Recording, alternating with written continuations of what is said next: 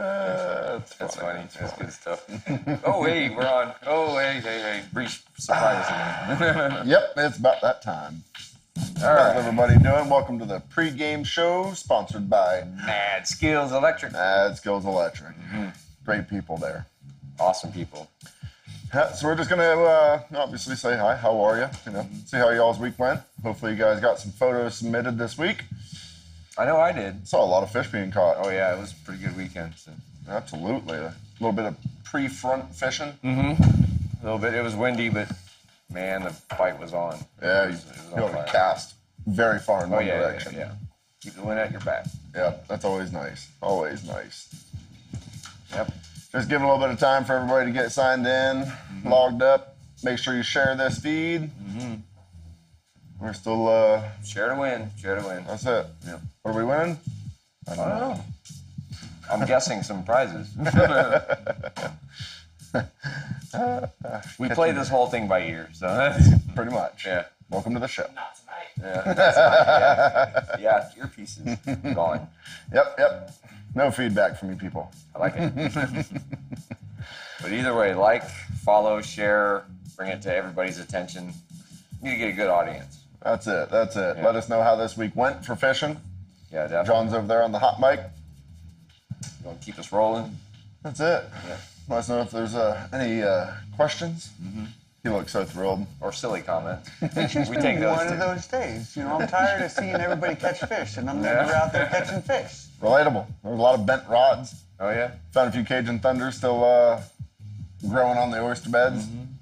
One of these days I'm going to go collect them and resell them back to you guys. Oh, yeah, definitely. Pennies on the dollar. Yep.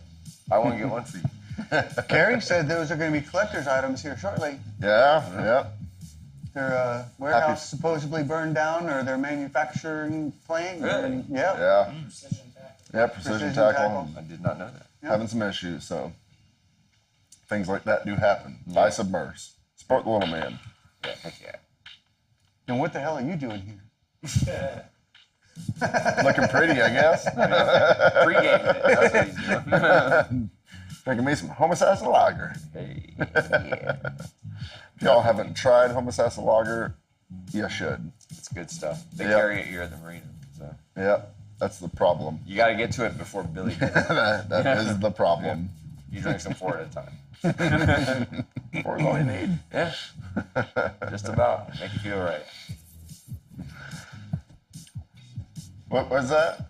I believe that We don't have any earpieces. rapid. I don't know what she's trying to say, but I'm assuming we will be right back and get ready for the show. All right. My name is Captain Gary Bartell Jr., and I own Ozello Keys Marina and Fish Talk Live. We do everything from sling shrimp, fishing charters, airboat tours.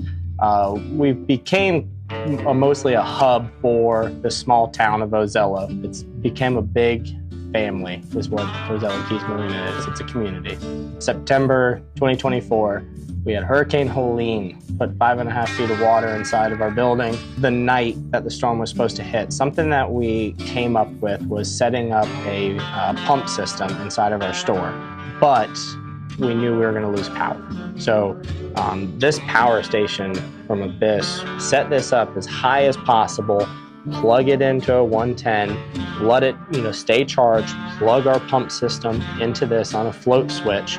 So when the power does cut out, this is going to last for a long time with the pumps that we had, and it got the job done. We're very optimistic, and we like to come back stronger than what we left with. So because of our community, because of our friends, our team, our partners, we created something really special, and today is the first day that we got to open the doors to everybody. This is one of our biggest successes, going through this storm, is having power when you don't have power. But behind every great product is a great person and a great team. And that is what we learned, is that when you're partnering with someone, you're partnering with a partner.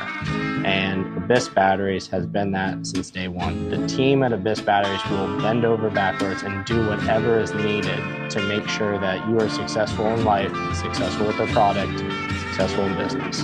And that is the reason why we are partners with Abyss Batteries. Everything that helped us get us through Hurricane Helene everything that gets us through the fishing tournaments, has got as many trophies. You can get it right here at OKM. So stop by, check it out for yourself. We have guides here that run them religiously. They are going to give you the testimony that you want. So if you want the ultimate fishing experience where you don't have to worry about your batteries dying like that, if you want ease of mind if your power goes out but you don't want the noisy generator, come to OKM, we'll get you taken care of. Hey, welcome to Fish Talk Live, presented by some amazing people. I tell you what, Billy. Yes. Best of the Amazing best companies, right here. amazing locals. All of them. Yes. All of them. Good pregame show. I'm getting impressed that you and Marrio can just BS so long. It's the beer. Me too. All right, guys, welcome to another show, Fish Talk Live. Tonight we are talking about things that make us tick while we're out on the water. Obviously, it's the topic of the week. Oh yeah, yeah. We're not going to get into that discussion, though. I say, anyone that's watching, let's just call it quits on that topic. What do you think, Billy, on that subject? Yep. I do agree. That's it. I mean, we all saw the videos and And the memes. lots and lots and Pretty lots funny of memes. ones though. Oh, yeah. Some funny ones, but hey, let's let it go. Let's let it go, move on. But let's talk about how to prevent those types of situations, because that could have been prevented. Oh yeah, 100%. Could have. Absolutely. Before we do that, let's go to the Extreme Decalz Catch of the Week Oh yeah. and see what has been caught this week.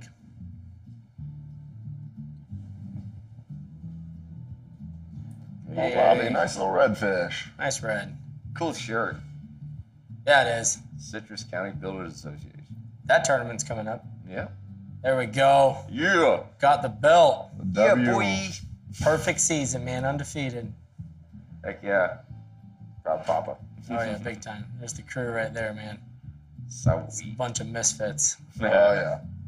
They work well together. Talk about a misfit. Right. Four over slots.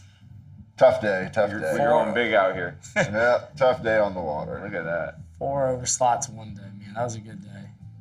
It's fun getting out there on the airboat where people can't really reach. Yeah. But you can reach over and touch the bottom. Yeah. Heck yeah. We struggled on trout, but redfish Good was day. fun. A nice looking snook. Yeah, it is. Absolutely. Yeah. Nice looking hat. We're starting to see a lot more. I saw some of the biggest ones I've seen in a long time on the reef this weekend. Yeah. Someone called the marina today that booked a charter, and they're like, well, we're coming in May. Is that good for snook? I was like, yeah, it's the best time for snook. Yeah. It's just It's closed. closed. Yeah. Look at that one. Oh, yeah. That's a wild funky striper. looking mullet. We actually caught a mullet on hook and line this weekend also. I heard about Yeah. that. Did you not post a picture of it? I didn't take a picture. Oh, I should've. Mario. With a jig in his mouth. With those stripers up in Jacksonville, there's like a certain time of the year, and I want to say it's like March or something. That Yep. might have been where Early he caught spring. it. Yep, That they'll early actually spring. catch those hybrid stripers. That's a thing? Yeah, that's Yep. a real Oh, thing. wow. We catch Yeah. them inland too. I mean, like in the Harris chain, they come into the Harris chain also, all Yep. the way down into the Really? Harris. Yeah. Wow. Learn something new every day. Nice pair of redfish there. Very nice. James and Jessica. Jessica. Jessica again. Always getting it done. That redfish had a real wide body going back. Oh, Did yeah. you see It that? did too. It did. Old That's a Junior familiar getting face. out there. Nice little red. Reds everywhere. It's that time of year. Killer snook. That's Junior's clamps. Yeah. That looks guy's like Junior. reaching that snook's brain right now. Tickling his Hopefully nose. that thing was a keeper. Some Reaching trout the skis. That's Junior's biggest trout of the year. Yeah. Does Beautiful, Junior beautiful know he's red. supposed to look at the camera? He's obsessed with the fish. Hey, there's one of mine. There we Look go. at that. You had a stellar day on trout. We've Was had it Saturday some or real, Sunday? both days were Both days. excellent. Yes. Yep. Very Pretty good nice. redfish bite too. So. I think I know what that island that is. Yeah. Yeah. Yeah. There's some good trout skis from I believe it was our Saturday trip. I think that was Saturday. Yeah. Might have been Sunday. I can't remember. But Nice trout. we did well on both days. Look at that one. That's a good one. Yeah. Absolutely. That thing's thick. Oh yeah, that's what you said.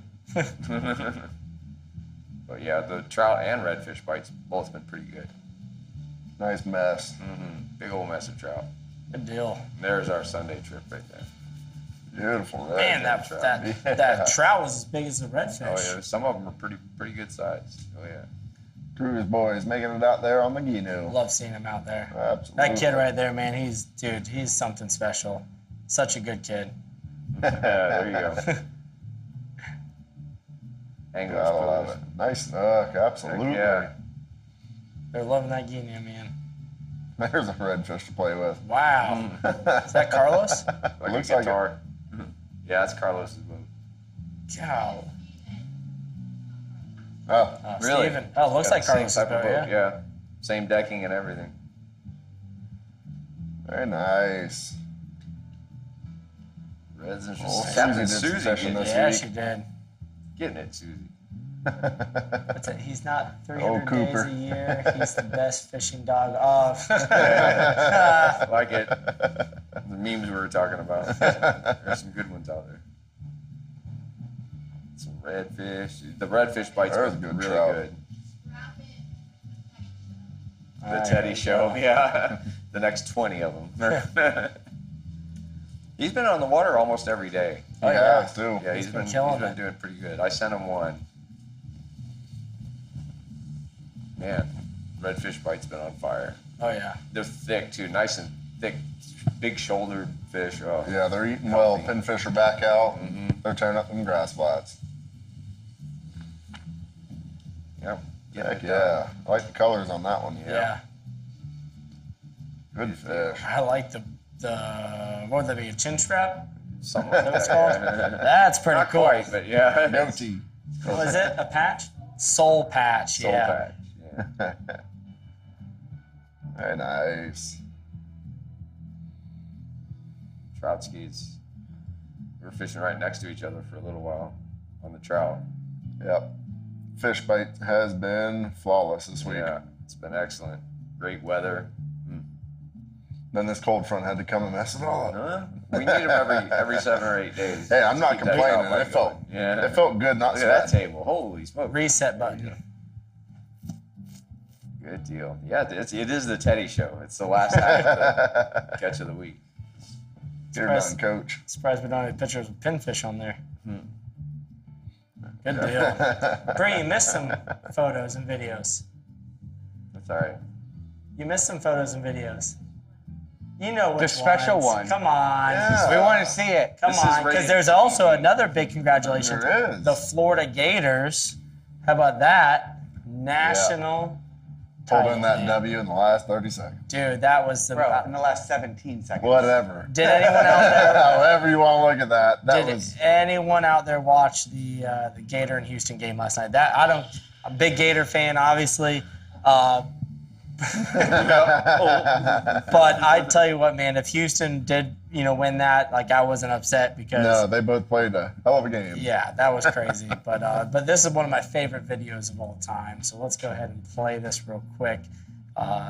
Basketball gets quite serious in our house. Oh yeah. I'm sure you guys know that. Well, you were here this day. So. Go ahead, Bree. Oh, yeah. So Brianna is a very big Kentucky fan. Huge Kentucky fan. Yeah, Big- massive Kentucky fan, Yeah. and she doesn't always take the L's as well as the W's, but she's She's a winner. in getting our better. book. She's taken a lot of L's this season. Oh, damn. Ooh, that one hurt. Yeah, that was. So Brianna, would you mind coming out here for a second? Come on, Come on, Bri. Come on. Come on. We all put a lot of Come work on. into this. Yes, yeah. Come on. This is for you. Come on. It was a tough night last night. Bree Bartell not watching household come on, Bree. Come on. We had with our friends from Extreme Decalz. Come on, Bree. We had something made for you. So we refurbished that stool. There it is.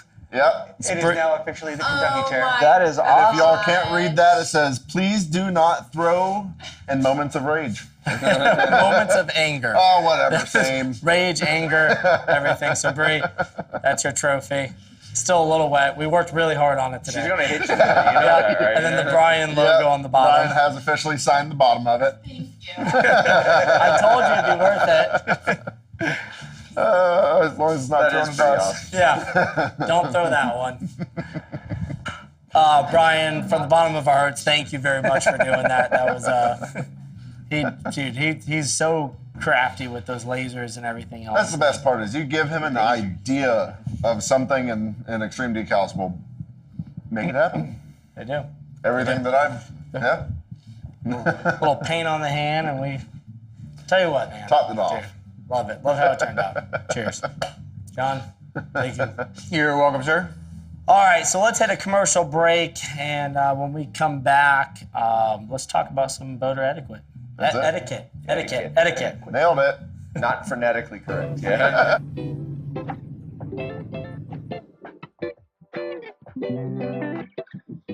Hi all, my name's Captain Billy with Ozello Boat Airboat Tours. Just got a really cool piece of equipment to introduce to you guys. It's actually a new key switch from Coast Key. It's a really unique setup that they have made. Instead of having your standard key switch to where you actually have a key that's removable, they took it a step further and made a custom pin pad. You have 4 digits to play from. You can pick whatever 4 numbers you want to make your pin. And then it's a start stop from there. And then they also have this really cool lanyard to be able to start and stop for when you're not at the helm. And it's very convenient for that factor. And having this lanyard tied to my belt loop all day, if I happen to eject myself out of the boat, it also acts as a safety lanyard that I have total control straight from this little key fob. So that is a huge plus in our industry for needing a safety lanyard, and this is a great alternative to that. I do get quite a few questions asked about it as far as how the install goes, how is the instructions on it, and I got to say it is mighty simple. Outside of needing the hole saw to cut the proper size hole for the switch itself, they give you a nice plug and play harness. Everything in the instructions is all color coded on where they need to go from your hots, your grounds, your starts, your stops, all that fun stuff. It was a very simple setup.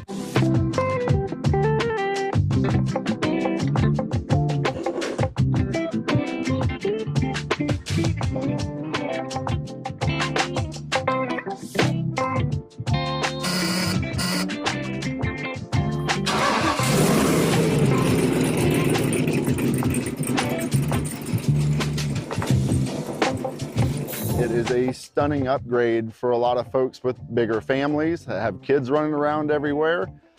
You don't have to worry about somebody taking the key.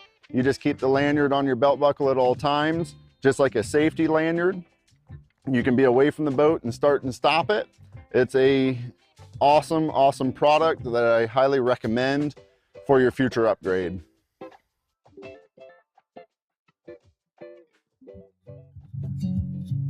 All right, we're back. All right, so there's a lot of ways that you can prevent, you know, those, I hate to say it, but also common Oh yeah, the on bickering. the water. The bickering, the whining, the you know, the mad talk. But real quick, you know, the talking, the throwing of the hands, the throwing the middle fingers up. Like, I see guys, a lot of those. you saw what happened out in the water. There's a lot of people that can't control their rage. So just, you know, keep it yourself. See if you can't have a civil conversation, you know, after you get done fishing. When you're out there in the sun, especially when you're on charters, you're dealing with a lot of different people and wind knots, and it gets a little frustrating out there. So if you have a difference, see if you can't figure it out afterwards. Calm yourself down for a little bit. So let's do a little round table, Billy, Marrio, John, and let's talk about what are some things that tick us on both sides, though. You know, when we're out there, you know, on the angler side, and somebody does something, what makes us upset, and then on the other way too. You know, when all of a sudden you get hands thrown up at you, and you're like, what? What did I? Yeah. What's the deal? So Billy, let's start with you. You know, you're airboat, so obviously I think everyone's going to know. Catch a lot of your one-fingered pet peeves. waves. But I want to know what kind of ticks you off, though, on the other end. Because you're a very nice person. You're kind. Typically don't bring this stuff up. You know, but what's some stuff that maybe we can help the, you know, people that are watching think about before they go do it? Few things that are frustrating in my world with some boaters is getting back into a lot of the mangrove creeks and all your little canals and stuff and not making yourself present. And that's my biggest thing. You know, airboats, we're supposed to have flags on them. We're supposed to be visible at all times. You can hear us coming. And some people in, you know, smaller vessels, they'll tuck themselves back in a high trafficked area, and then they get mad at me because I didn't see them. Yeah. And it's, you know, I've had a conversation with a couple of people on kayaks that it was a close encounter. We settled our differences in a conversation, and the next time I found them out there, had flags on their kayaks, was able to slow down well before I even had to pass them, gave them a thumbs up, and they gave it right back to me. It was the best thing I've ever experienced with boaters in conflict. That's all. I remember that. Yeah, and it happened right here next to the marina. And I appreciate you guys for doing that if you're watching. But yeah, that's my biggest thing. You know, and if I come around a turn on the airboat and you don't make yourself present, and then you give me the finger because I'm just there boating just like you, you know, make yourself present. You know, if you're in a small boat on paddle, wave your paddle, make yourself, you know, hey, there's somebody here. Yep. And that allows us to not have a conflict scenario. I've had that happen on the airboat, and somebody, I slowed down, made sure that they're good, you know, they're panicked, and they said, there's a lot of creeks around here. I was like, okay, so what's the difference? Why can't you be in those other creeks? Yeah. You know, yeah, there's a lot of creeks. It's you know, it's a destiny mangrove maze that we out are there. here together. So Yep, absolutely. You know, we get cussed a lot of times, you know, why are you airboating where I fish? Well, why do you fish where I airboat? You know, it's the same, it goes hand in hand. It can go either direction. That's a good one, Billy. So we want to know your all stuff too. You know, if you guys have a pet peeve out there that just irritates you in a situation, please comment right now, and or after this. You know, we can come back and answer these, you know, tomorrow or next couple days. But if there's a situation that really gets under your skin, let's talk about it. Yeah, I'd like to hear it. Yeah, we'd like to hear it. Like to see if there's a way to settle it too. So. Yeah, absolutely. Let everybody else know what a pet peeve is that they can use in their thought process while boating, you know. All right, so now let's reverse roles, Billy. While you're on tour, what's something that aggravates you that other boaters might be doing?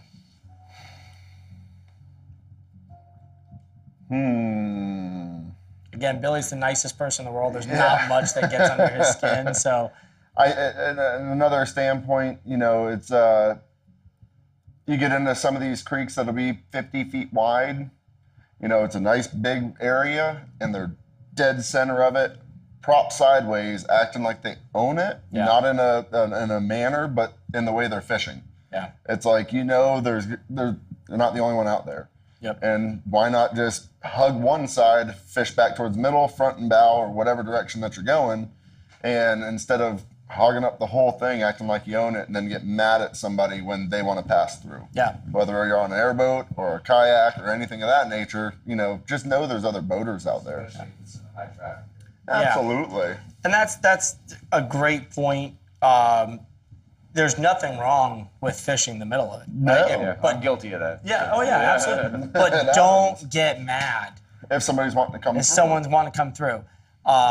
You know, and then that it's a domino effect at that point, because that turns into, if somebody's going fast, you know, and they go by them, then the people get so angry, you know, but it's, well, if I slow down, it was real shallow right there because you made me go all the way on this side, so I'm going to hit, you know, my boat while I'm setting down off plane. Yeah.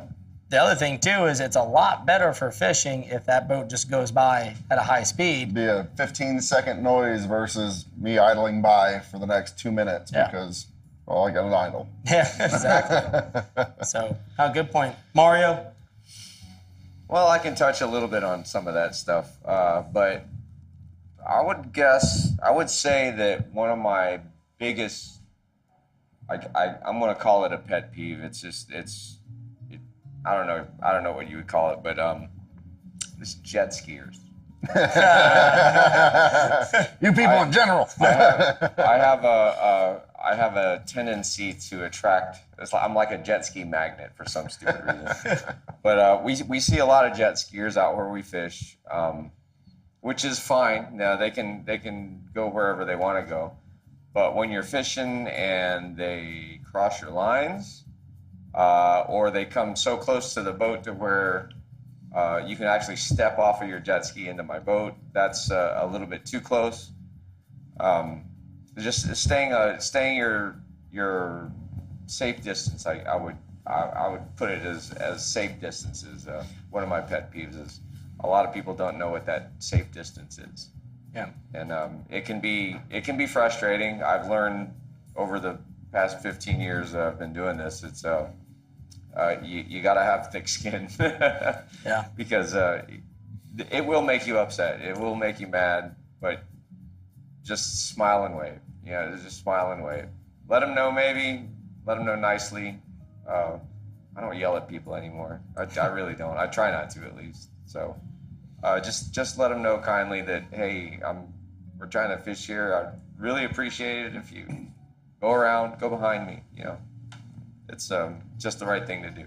You know, just be courteous to other people. Yep, that's a good one. I mean, you know, our area is it's designed for fishing, for eco tours, joyriding. Yeah, it's beautiful to go out and joyride. Yeah. But when you get we get these phone calls all the time. John can contest to this. Is how fast does the airboat go? Well, we really don't care. We travel safe speeds. Yeah. Well, or is it like a roller coaster ride? No. Nope. Boat can do 50, and we may see half of that. We utilize the airboat because it's the safest. For as many tours, as many hours we put on the water, we utilize the airboat because it's the safest for the people, for the boat, and then for the ecosystem. Absolutely. So you see a lot of prop scars out there, but you don't see a lot of airboat scars, unless you're up in the marsh. And that's a whole different story. That's a big issue that we have as airboaters with other airboaters, is doing all those extra cut through the marsh. But it's something I wish I can get through a lot of airboaters' heads. If you can't make a turn, learn how to drive. Yeah. Because there's so many of those really cool zigzags. If you run your airboat right, you're drifting. It's fun. And then you just see where somebody just plows right through all the turn. It's like, what was the reason for that? So that's frustrating. Pet peeve. What's a big, very frustrating for myself is the Rock Island Channel. Yeah. All right, coming out of Ozello, there's times where you only have a 5-6 foot gap that you can put your prop in and safely get through there. And especially in the wintertime, and what it stems down to is where people just don't know where else to fish, so they pick the deepest spot, which is between a couple PVC markers. Are they legally wrong? No, not at all. Not at all. Are they wrong at all? No.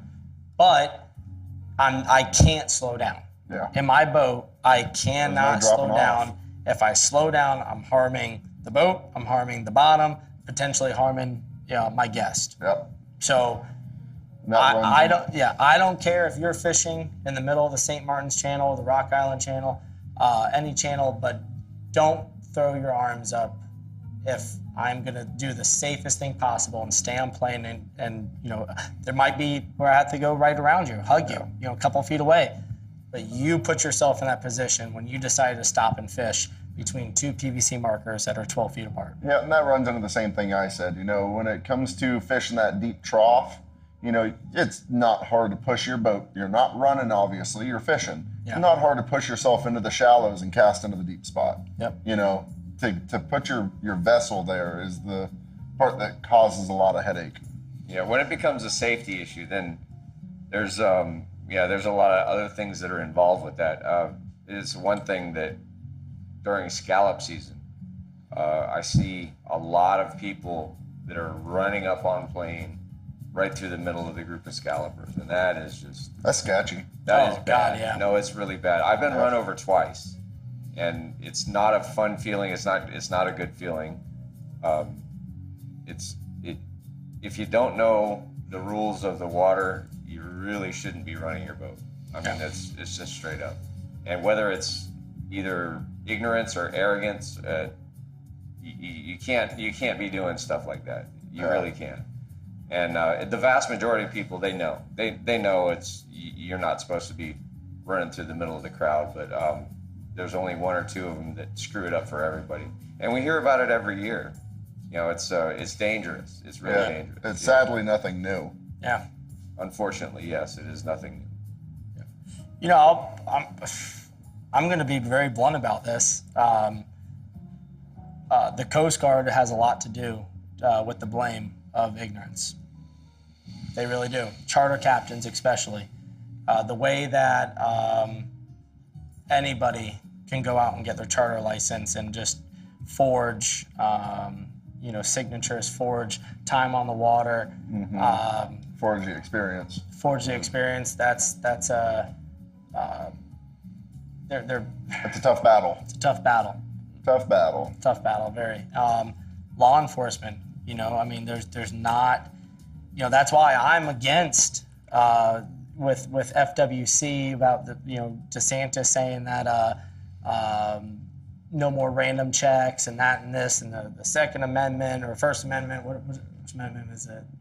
Random checks is probably. Random check saves a lot more than It's people not the Second realize. Amendment. To prevent the Second Amendment. Right. Yeah. But I'm against it because, on the road, you have lanes. Mm-hmm. You have dotted lines you have to follow. You have stop signs. You have traffic lights. You have all this different stuff. You have to take a driver's course. Oh, yeah. Don't and I hope nobody comments and say, well, to get a license, you have to take a course. That's not a freaking course. Brody can take that course for me. I mean, it's trash. That's why I'm against the random check because, if you do a random check, if you can see if somebody knows what safety equipment they should have. Mm-hmm. All right. Bree and I got to witness it firsthand. When you guys rode with. Yeah. Yeah. The Sheriff's Department. It was cordial. Everything was pleasant. People learned, what safety equipment they should have. Yep. And those were all random checks. Yeah, absolutely. There was no harassment. That's a whole nother subject. Obviously, there's two sides to every story, but what I did find out was FWC is actually for this item that bill that Really? yeah. Interesting. Yep. So I want to dig into that a little bit more, but Saving money. Different show. different show, yeah. So, John, what's your pet peeves? Personal space.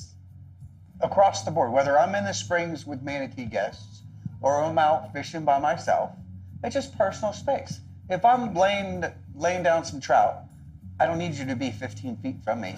The trout are still going to be 100 feet away. Yep. Yeah. That is by far my biggest pet peeve.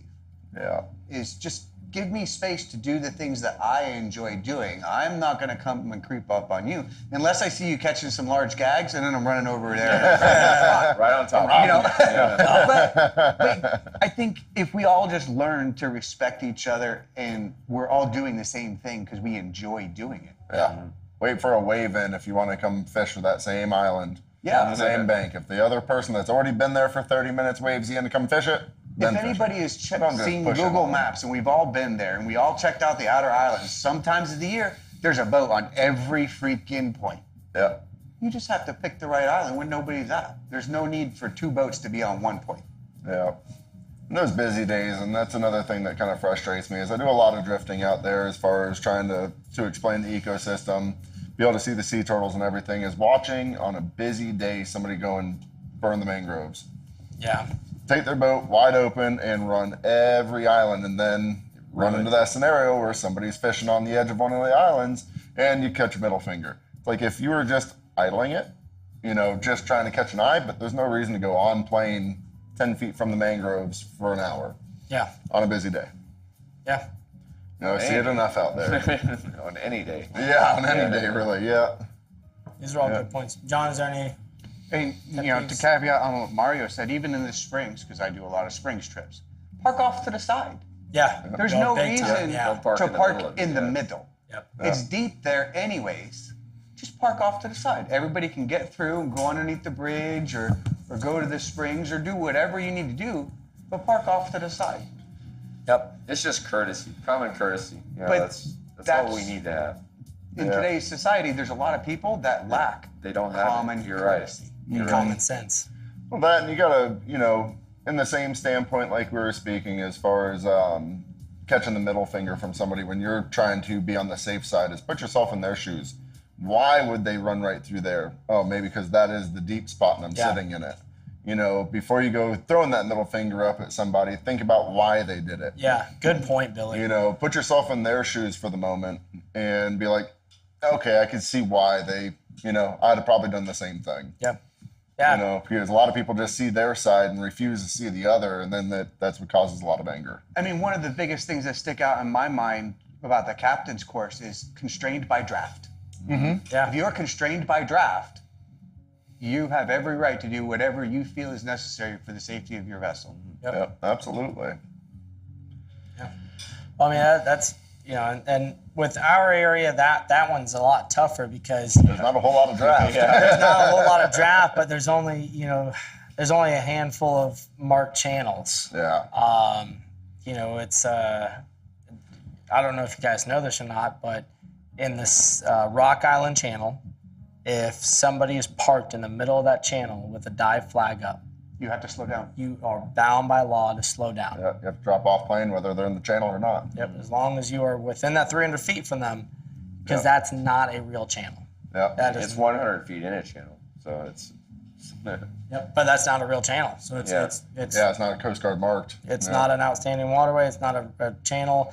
Those PVC markers mean something to us. Yeah. Now, I can tell you this, and this Locally happened. installed. This happened a lot last year, and I only had one person that turned it on me.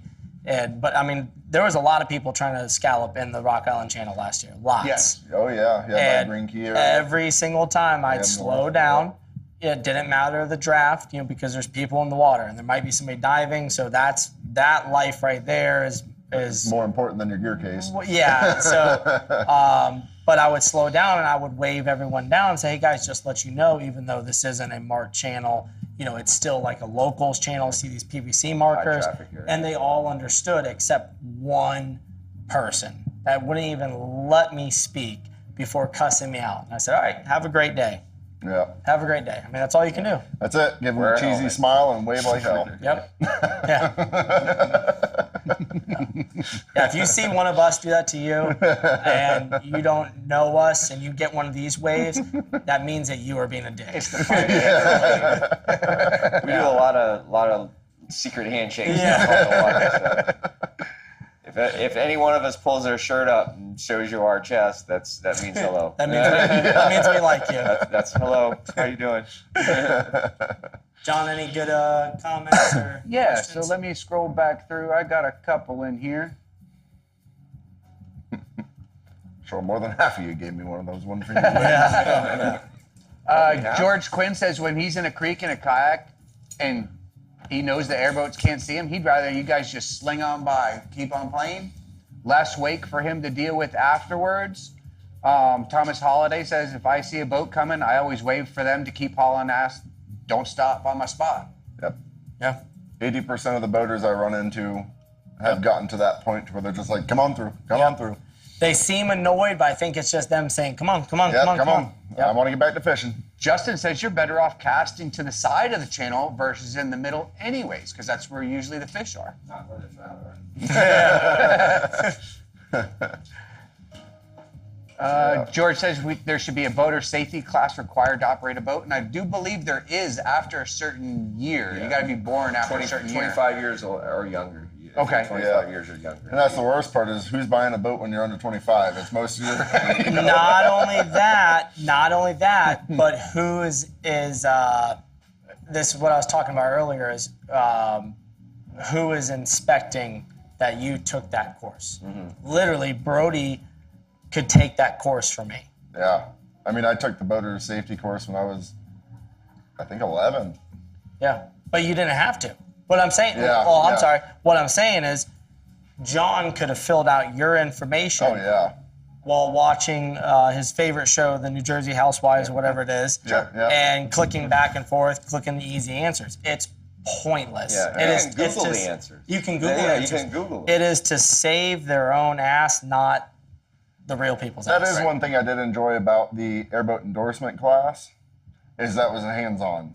It was very hands-on. Yes. Yeah, the instructor gets on your boat and you have to go and do exactly what he tells you. If he did not enjoy his ride or didn't feel that he was comfortable, you weren't passing. Yeah. And I appreciated that.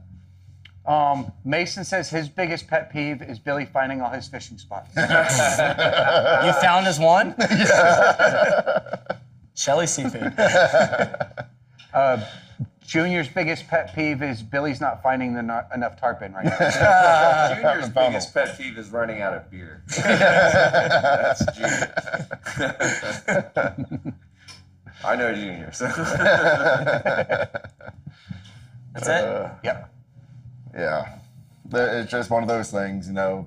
Be cautious. Think about why somebody may be doing what they're doing. Yeah, because Yeah. the safety usually is a factor there. Especially in these Whether- shallow flats. Yeah, whether it's your own safety or your boat safety. I don't Yep, care how long you've been absolutely. on the water, nobody is better than the other person. Exactly. Nope. That's Nope. right.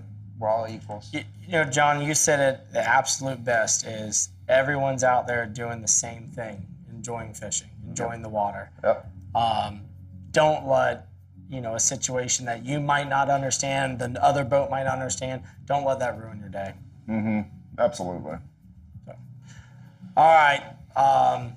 I feel like that was constructive. Yeah. I feel like that was stuff that needed to be talked about. Again, if you're watching this after the live feed, please ask questions. Please, let us know if someone's, one of us are doing something that aggravates you, because we love to have these conversations. So, Yeah, absolutely. absolutely.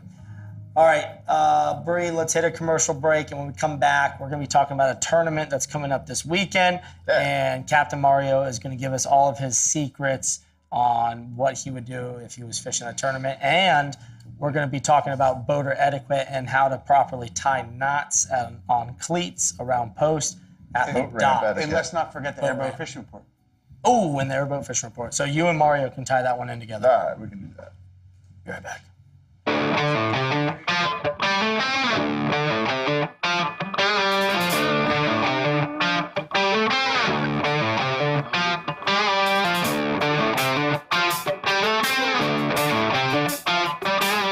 What's going to be impressive, I think, is the hole shot. Like when we get that hole shot stuff dialed in and get the trim command curve all the way up to 100, and we just romp down this thing, like everybody's going to have a holy shit moment. It's going to be pretty awesome. I've experienced it. It's pretty cool, man.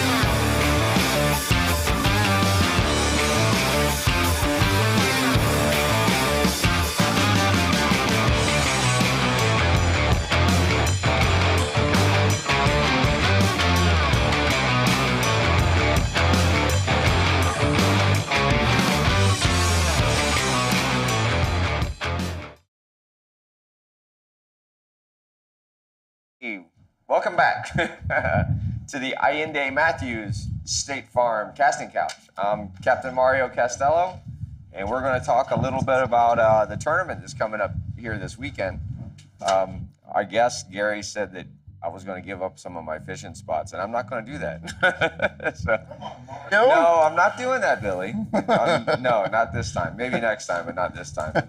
I think Billy's going to join me a little bit. We'll talk a little bit about what's going on in this tournament, but I don't know. We have a few things to talk about on it. I believe it's a redfish trout. I think it's redfish and trout tournament. I haven't dug into it. I only found out about it today because Gary had asked if I wanted to fish it with him. I found out about it yesterday. Yep.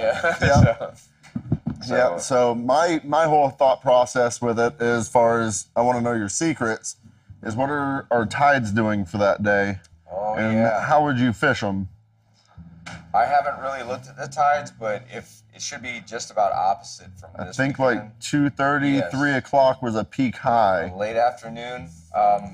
As kind of like a rule of thumb, I'm going to trout fish on the lower water, and I'm going to redfish when the water's coming in. So with the trout, you'd focus in on the deeper holes, deeper pockets or channels? That's where it's going to get a little tricky because right now is a transition time for the trout. Yeah. So I'm noticing on the airboat. We have royally slammed the trout still in the wintertime spots. Which is pretty wild because those water temps are reaching 80. Oh, yeah, it was warm. 80, 82 this week. It was warm, and they were still there. We're getting very large. I mean, this whole weekend, we never caught an undersized underslot trout. That's pretty sweet. Yeah, and a lot of them were overslot. Nice. And you can keep one, of course, one per boat.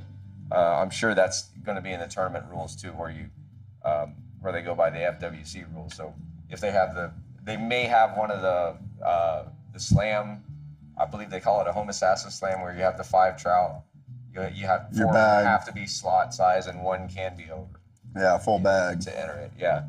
So, but there are a lot of big trout out there, and it just happened to be this weekend they were still in the wintertime spot. Now, I can't say that after tomorrow or the next day. They may be back out in their spring, summertime stuff where it's out in deeper water. But that's going to be the tough part even come Friday and Saturday is that front. We have another one coming and setting right above us. So about tournament time.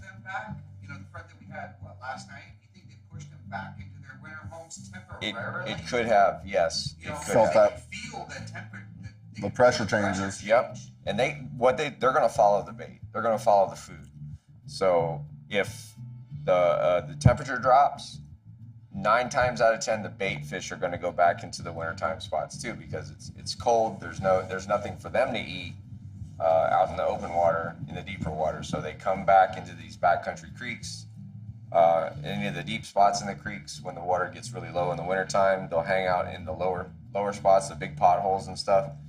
And the trout like that, and they will hang out with them. Water temperature a little bit more consistent in those deeper holes. Yes. Than in the shallower flats. So much. Yes, Yeah. much more consistent. And they have easy access to warmer water too. When on the shallow portions, when the water starts to come up, they'll feel comfortable enough to where they can set up on the top edges and warm up a little bit, because it'll be about 3 or 4 degrees warmer. They get a little bit more comfortable. The bigger ones do. The smaller ones won't, but the bigger ones will. The smaller ones are going to get predated by birds, so they know not to go in that shallow stuff. I have noticed at least once a day pass an osprey with a trout. Oh yeah. Especially towards Homosassa side. You find them up on the poles, and they are just gutting a beautiful trout. They're sitting there just waiting for them. Yeah. And the cormorants too. I mean, they'll do the same exact thing. They won't be in the trees waiting for them. Yeah. But anytime you travel through a creek in the wintertime or early spring, and you see cormorants diving, yeah, fish it. Then fish it. Because that's where the bait's going to be. That's where the trout are going to be. If you're a trout fisherman, like I love it. Yeah, I mean, that was something, I think it was William Tony had a conversation with Gary a few years back on the show, and was talking about the ospreys. Oh, yeah. With trout. Oh, yeah. Yep, you find the ospreys out there circling areas. Yep. Yeah. Fish that area. It's a hot spot. It's pretty cool how you can follow some of Mother Nature out there, and it'll lead you to what you're looking for. Knowing the contour of the bottom helps a lot, because they're only going to be in certain areas. And if you know what the contour of the bottom in that area is, and you see this plus this plus this, it's going to equal the trout. It'll be a good day. Good day. So I just walked in. If you already talked about this, forgive me. But if you're specifically targeting trout this weekend, Mario, are you throwing, for the tournament, are you throwing artificial, live bait, or are you mixing it up? I'm going to throw everything that I have. Because they are kind of persnickety, I guess you'd call it. Some days they'll chase baits. If they're aggressive, they're going to chase artificial baits. If they're not aggressive, if it's in the middle, depending on what the moon cycles are, they do their spawns. And when they spawn, they don't want to eat nothing. You got to hit them straight in the face. And you can either like slow roll or dead stick artificial baits to do that, or a shrimp on a jig head works really good, and just barely crawl it across the bottom and hopefully it crosses the nose of some of these big trout. Then they'll eat it, but they're not going to go out of their way to aggressively hit anything. Yeah, playing with like a mirror dean or something. Spawn, yeah. But they'll spawn, twice a month. They're going to do it in their full moon and the new moon cycles. More so in the full moon cycle, I see that they're not aggressive at all. So slow rolling and dead sticking baits work really good during that time of the moon cycles. But Absolutely. I haven't even looked at See where we're at. Yeah. I just go out Saw there the and moon try yesterday, and it different was kind of an upside down bowl. things. So Yeah. I usually just try Dumping different out water. things until I figure out what works. And usually the patterns do change during the day. You can't go with the same pattern day after day after day and try and hope it's going to work. The patterns I see for trout usually change about every tide cycle. So about every 6 hours or so, they will change their feeding patterns. Now, are you targeting a specific kind of bottom? Like, are you targeting grass flats? Are you targeting rocky golden bottom? I've heard that term before. You know, Depends on what the water temperature is. If it's a warming trend, I will be targeting open, a little bit more open pothole bottom, like the yellow bottom in the middle of big grass patches. If it cools down, I'm going to seek the very deep stuff that's in the middle of the creeks. That usually doesn't have any kind of grass in it. It's almost all solid lime rock. The more grooves and cuts, the better when it's cold like that. They have a place to sit outside of the current, let the water go over them. They don't have to work for their food. They use less energy, so they don't have to eat more calories so they can burn it. It's just kind of a natural, normal thing. So it just... that sound as lazy as me. Yeah, I can't say lazy. I think the better word is efficient. Yeah. Smart. They're Smart. a little more efficient. Yeah, that's what I am. Yeah, definitely. But the redfish kind of go the same way. You know, you got the redfish, when it's cold, the redfish do fall into the backcountry, but they're not going to be in the deeper holes. They're going to be more on the lime rock bottom, the orange, dark colored bottom. It warms up very quickly, and they will be up towards the edges. Very seldom do I see redfish in the deeper holes, unless it's like super, like less than 50-degree water temperature. Then they'll fall down into those deep holes, but we're not going to see any of that this coming up weekend. So like when you fish this week, I'm noticing pinfish galore right now. Were you playing with live shrimp or were you using cut bait? I was using both. I was using live shrimp, artificial jerk baits, gulp jerk baits, and I was using cut mullet and cut ladyfish. And the cut ladyfish worked a little better than the mullet, not much better. The mullet worked okay. Shrimp was on fire, and the gulp, for the artificials, the gulp worked the best, dead sticking it. So, Okay.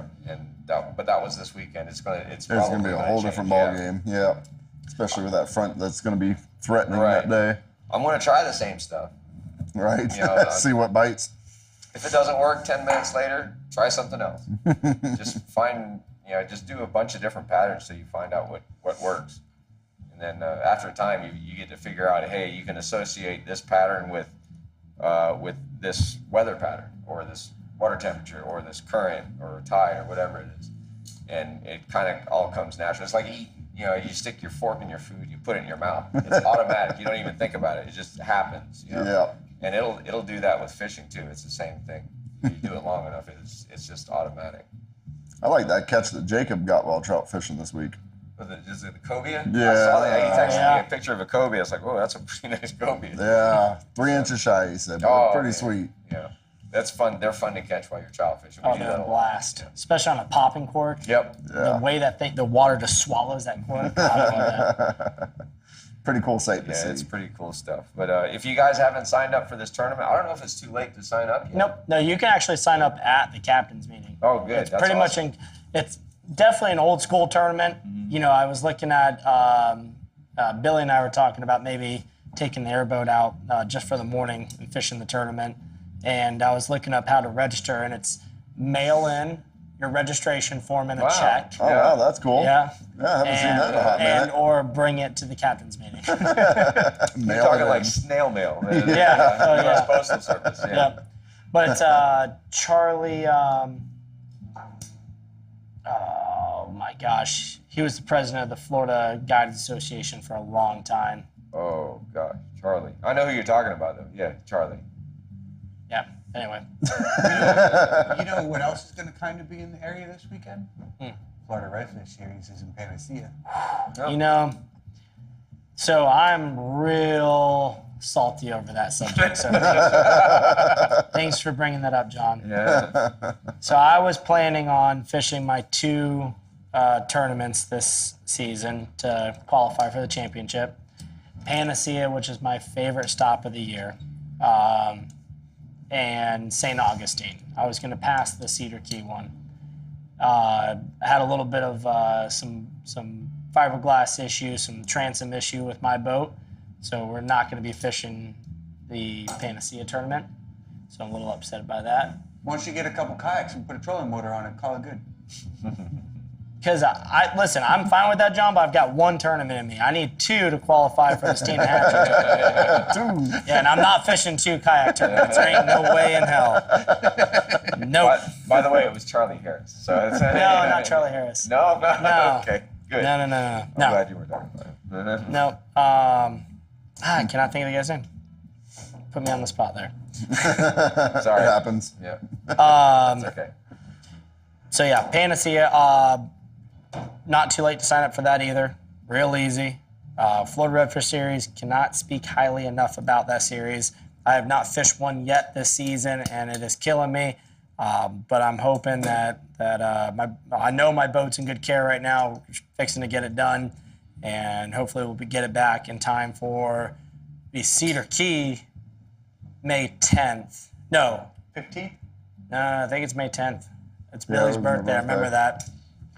I want to say it's Cedar Key, and then St. Augustine.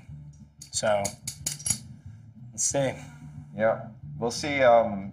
The Florida Redfish Series, I may end up starting to do that next year. Oh. Oh, nice, dude. It's not going to happen this year, but I want to get.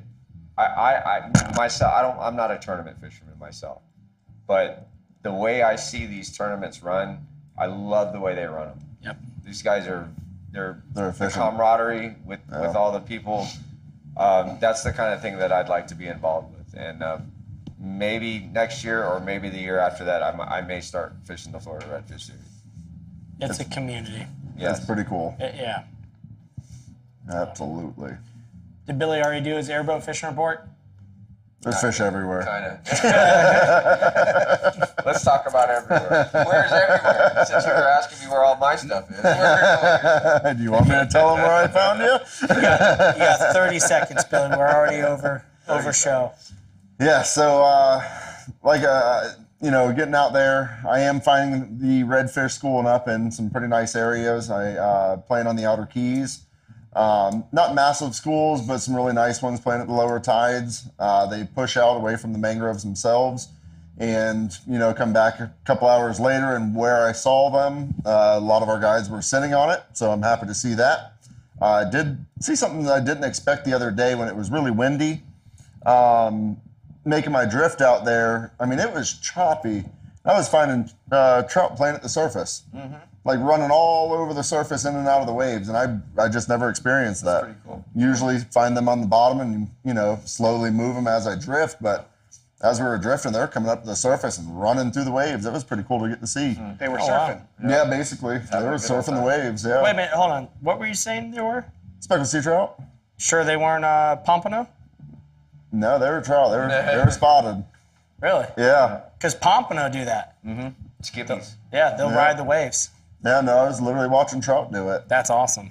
Yeah, that was just something different I didn't expect. That's pretty cool. Yeah, a lot of nice snooks sitting in the deeper pockets out there in the reef area. A lot of them too. Yeah. Rode through gray mare, same thing. Finding the deep spots at low tide, they're huddling up nicely. There's a lot of really nice snook out there. Yeah, fish. I just can't bring a rod with me.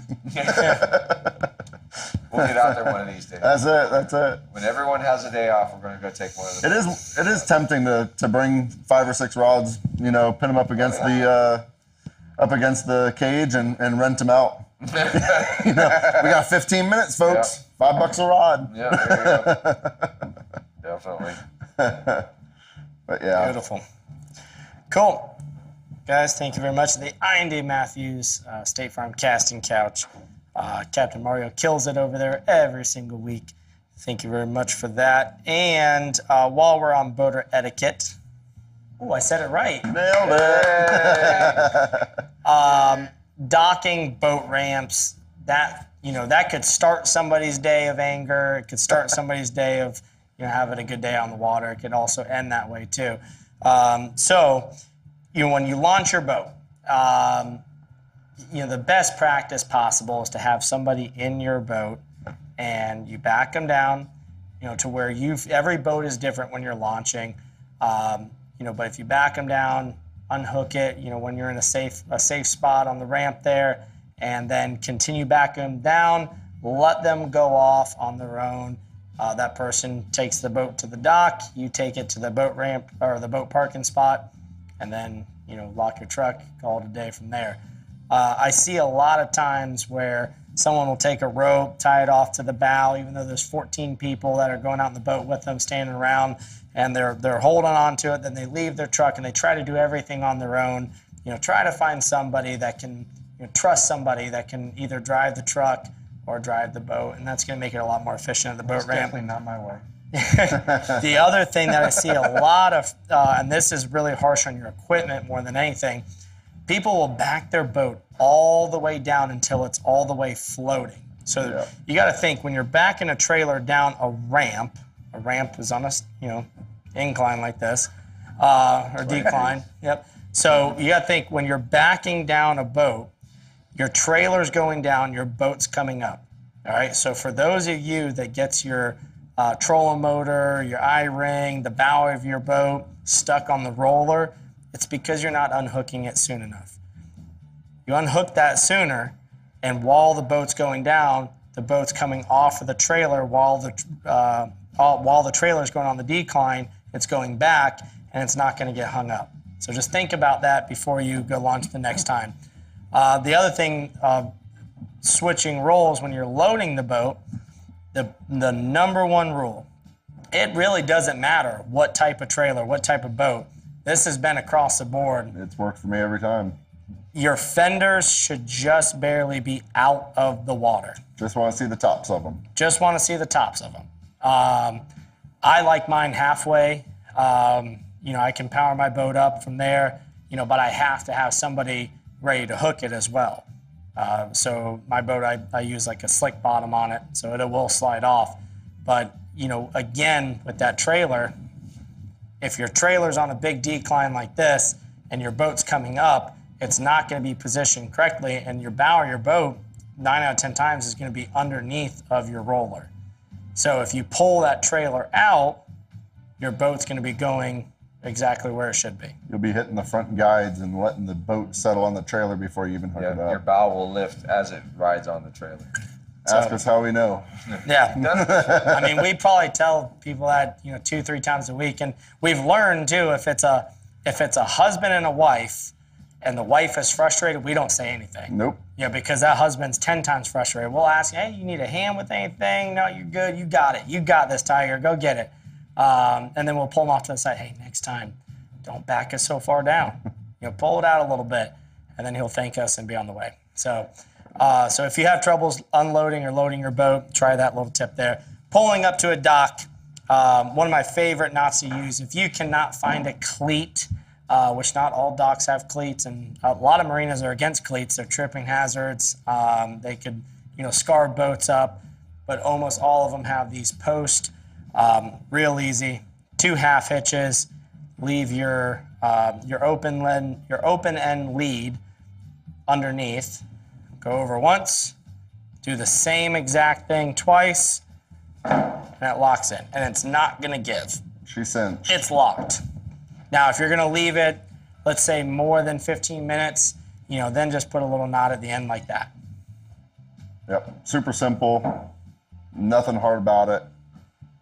Yep. And it's very, very secure. It's the quickest way to tie it up on a post. Just like you would tie on a cleat. This is the same way, but it's on it's on the post instead of a cleat. Yeah. Yep. But it locks it. Yeah, the more pressure gets put on it, the more the knot holds. Yep. Now why I'm against if you're tying up overnight, why I'm against this is a little bit of slack, and maybe like a jar of the boat will make this, undo. Yeah. So that's what I'm saying. If it's more than, let's say, 10 minutes, then just put a little knot on it. And cleats, if you guys do not know how to tie a cleat, you probably shouldn't be watching the show at this point. Done. Super simple. That's all you need. Yeah.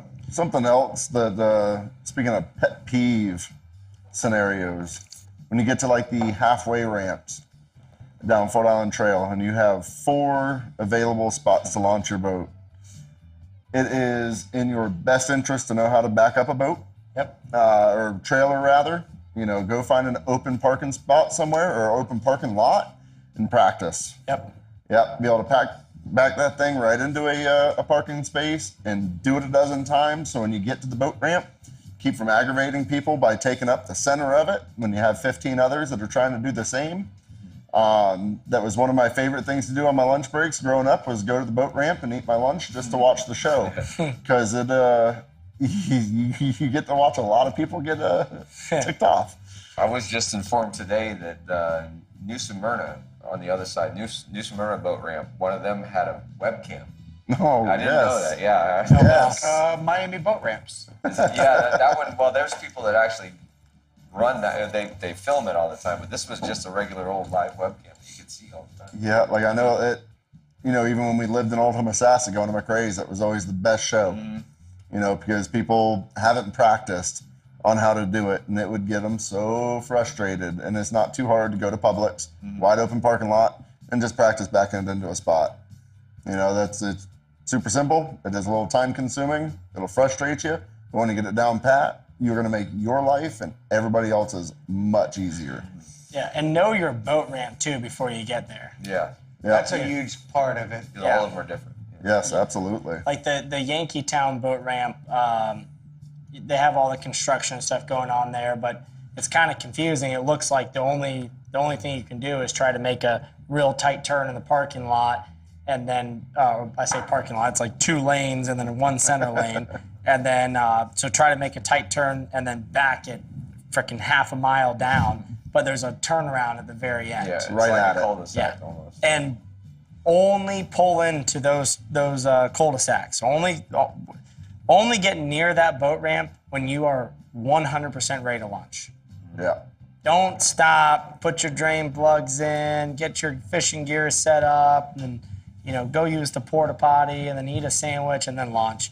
Those spots are meant to get in, get out, park. One last thing for a quick tie-up. This was an idea that Billy and I came up with for the airboat. These bungee cord or bungee ropes you can get on Amazon really cheap. These things are awesome. You put one in the back of the boat, one end of the back of the boat, one end of the front of the boat, and then you could pull up to any cleat, or you could use the Easy Decker and literally clip it onto that cleat, and then you've got restraint from the front of your boat, the restraint from the back of your boat, which is going to keep your boat straight up against the dock. That's been an enjoyable thing on the airboat, is having that exact setup. Oh, man. Yeah, pull right up to the dock, quick latch, and we're done. We can load and unload everybody. It's a great idea. Yeah, don't have to have cleats up for people to stub their toes. There's no ropes all over the place. It has been so easy moving to that scenario. And a lot of people will say, well, why can't you just use a regular rope? You don't know exactly where that cleat's going to be at all times. The tides, everything has a different play in it. So if you have a bunch of slack in the front and tighten the end, that back of your boat is more likely going to swing in. Front of the boat's going to swing out into the channel, and then the back of your boat can get caught onto the dock. So that's why I like these bungee ropes. Yep, pulls tension on bow to stern. That's it. I typically use 2 different ropes, one for the back, one for the front. Yeah. Yeah, and there's nothing wrong with that. A lot of people do. I mean, we did for quite some time. I use power pole in the back. Yeah. Power pole in the back, rope in the front. Jacob Imhoff, you're live on Fish Talk Live. What can I do for you? What's going on in the fishing world, Jacob? He's been drinking. Yeah. Fishing before the front was absolutely fantastic. Okay. Yes, yes. Today, not so much. Real world stuff right here. Yes, Yeah. not so much. Oh, you got to give your full report now. I'm just kidding. I'll call you back. Oh. Nope.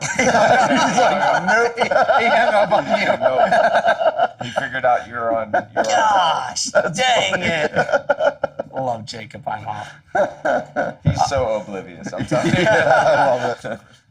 So it makes him a great fisherman. Yeah. All He's right. probably drinking with Junior. Probably. Well, guys, we are 15 minutes over the show. Oh no. I feel like we gave some pretty good information, had some good talks. Again, you know, that the situation that happened down south, if you guys can, just put it in the past. Best thing you can do is just learn from it. Learn from it. Yep. I'd say Marrio, myself, we've had our fair share of people running up on us like that. And you have clients in the boat, and you just have to do, you know, what's best for everybody in that situation. So just walk away and De-escalate. de-escalate. Yep. Go catch a fish. Yep. That's it. That's what we do. John, you got anything else? I do have a question. Yeah. So Christian wants to know, do you have to turn the music down when backing up a ramp? Yes. Absolutely. It's Christian Dominguez. My man, Christian. Christian, that's a great question. First of all, Christian's one of my favorite referees. Anyone to do with youth sports, that guy is absolutely incredible. Very passionate about what he does and does it for the right reason. So, Christian, huge shout out to you for that. But great question. When you're backing a boat down the ramp, turn your music off. Same thing to do with the youth. If a toddler runs out behind you, you are listening to loud music, the mom is screaming to please stop, or, you know, screaming at the kid to get out from behind your trailer, you don't hear it. So I always concentrate better with my music lower. You know, you pull in a subdivision looking for a street address. Oh, it's terrible. In order to find that address, you have to turn the music down. Yeah, it's You see terrible. I better do that same when thing. you hear less. It Yeah. makes no sense, but it's The true. older I you- do the the same older you thing. get- It's like, yeah, the older I know you my get, the street's more- coming up. Let me turn it down. no, I mean, I concentrate better with loud music.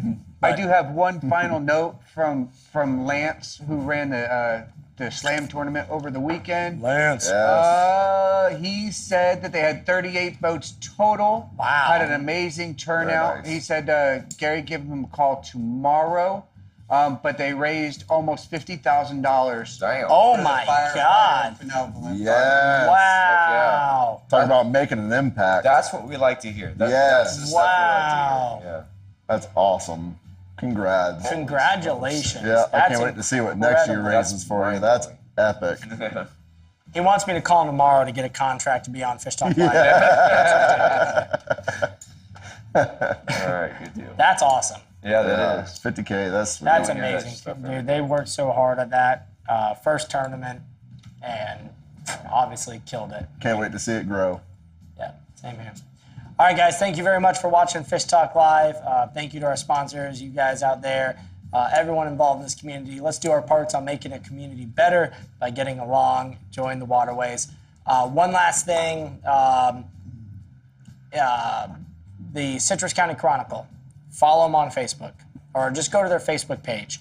They posted an article this morning about Commissioner Diana Finnegan putting pressure on FWC, DEP, SwiftMud about doing further test results for the DRA pond issue that's we believe is related to the Halls River and Homosassa River massacre of wildlife and fish and just the rivers in general. You know, I will say personally, the last 5 years, yes, it is from the DRA ponds. Finally, a elected official is putting pressure on them to basically prove it. So do all of us, everyone that loves the water, a favor, share that article. The Chronicle, and I don't always speak highly of the Citrus County Chronicle, but they did a great job. Mike Arnold actually did reporting. I mean, he was amazing. He looked up facts. He dug in, did public records requests, interviews. So let's do them a favor to share that article. and we need to get this stuff out there because we got to protect our waterways. So Yeah, because if it's not ours, it's gonna be somebody else's getting trashed next. exactly, that's why I said to Mike this morning. I said, great article. I said the sad thing is, you know, we have to come to we have to face what's actually happening. The Halls River is ruined. Yeah, it's And- not what we grew up in. Yeah, I mean, it's great they're doing the test, but a test tomorrow is not going to fix what happened yesterday. So, but what it can fix is to prevent stupid engineering to prevent this type of stuff in the future for other waterways. So, wow. Mic drop. Turtles.